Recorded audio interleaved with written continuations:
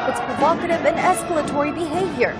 This comes after Trump issued a new threat to the North on Friday, saying that the U.S. military is locked and loaded, as Pyongyang accused him of driving the situation to the brink of nuclear war. Those words are very, very easy to understand.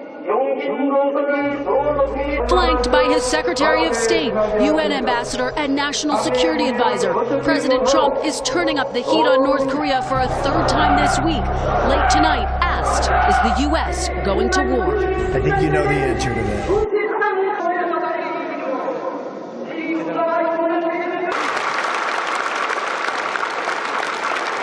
지금 우리 500만 청년들은 삼생 삼격 선물로서 우리 자치권에 대한 난폭한 침해.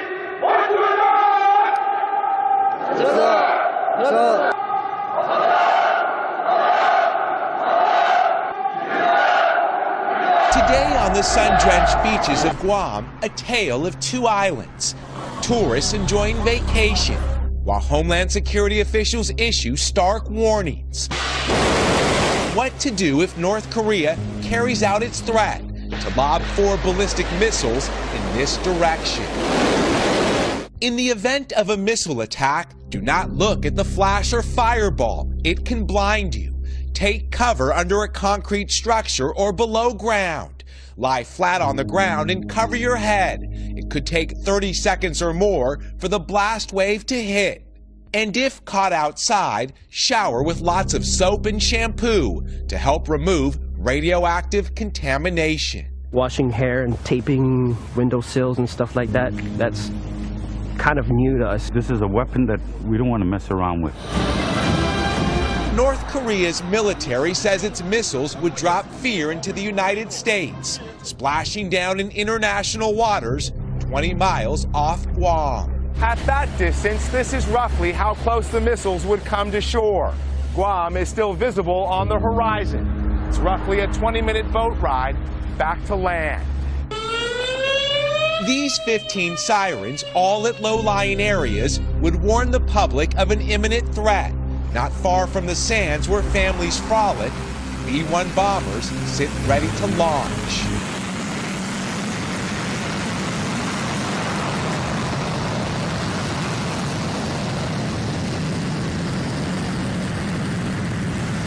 Well, it has to be on the table, and all military options have to be on the table. That's what makes diplomacy effective, and that's what the last administration just couldn't figure out. You know, it's kind of like a football coach that took the pass off the table and just told the world we're going to run. That's essentially what President Obama did. Former National Security Advisor Susan Rice saying that we just have to settle for a nuclear East Asia. And that means the Japanese are likely to get their own arsenal. The South Koreans could get their arsenal. That's not something I'm prepared to live with. And the other piece here is the North Koreans will only get more sophisticated.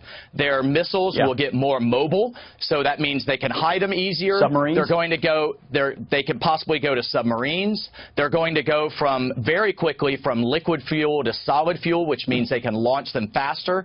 And we could see more sophisticated ICBMs with decoys around the warheads and a 3-stage that could reach anywhere in the United States. So the stakes are high to stop this program right now. But I think we have to do everything before military action. Defense Secretary Mattis in a statement saying, quote, the combined allied militaries now possess the most precise, rehearsed, and robust defensive and offensive capabilities on Earth. The North Korean regime's actions will continue to be grossly overmatched by ours and would lose any arms race or conflict it initiates.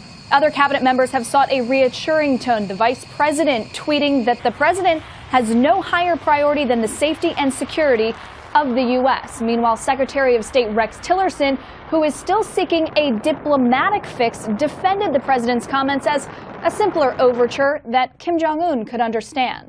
Well, a missile test that fell 30 or 40 kilometers from Guam would be a pretty serious provocation on the part of the North Koreans. They haven't done anything close to that. I mean, they can test a missile that has the capability of reaching Guam, and that's not surprising because the North Koreans, and this goes back to pre-nuclear days, their goal has always been to put the American forces, which are potentially available to intervene in the case of a crisis on the Korean Peninsula at risk. And that means U.S. bases in Guam, in Japan, and obviously in South Korea as well. There's nothing new about that. I think we have to be careful, though, about how we respond to the kind of rhetoric the North Koreans put out there. I mean, look, this kind of belligerency and bellicosity is nothing new. Even the specificity is not new. We saw Kim Jong-un standing by a map with targets in the U.S. and Texas and so on, more than a year ago. So they play these kind of games. What's dangerous is the intensification of the rhetoric on both sides, which gives people the sense that somehow or other war is imminent. Daniel, what do you think about the fact that North Korea still left some room, saying that the military will be ready for this kind of strike by mid-August, but it will be waiting for Kim Jong-un to make the final decision on whether to go ahead or not with this strike? Do you read that as North Korea leaving room for some kind of breakthrough here? Well, I don't know about breakthrough, but I think the North Koreans have left open the door to negotiation. The North Korean foreign minister's statement at the recent ASEAN meeting certainly suggested that. I also noted the release of the Canadian hostage to the Canadian government. By no means do I consider this to be a closed door. Always the issue is on what basis do we negotiate? And that's true, by the way, on the U.S. side as well. I'm looking at the language of Secretary Tillerson, Secretary Mattis. All of them refer to the possibility of diplomatic negotiations. So again, I don't think we're sitting here on the verge of war. The best signal that North Korea could give us that they're prepared to talk would be to stop these missile launches. We've not had extended period of time, have not taken some type of provocative action by launching ballistic missiles. So I think that would be the first and strongest signal they could send to us, is just stop these missile launches. Obviously, we have other means of communication open to them to certainly hear from them if they have a desire to want to talk.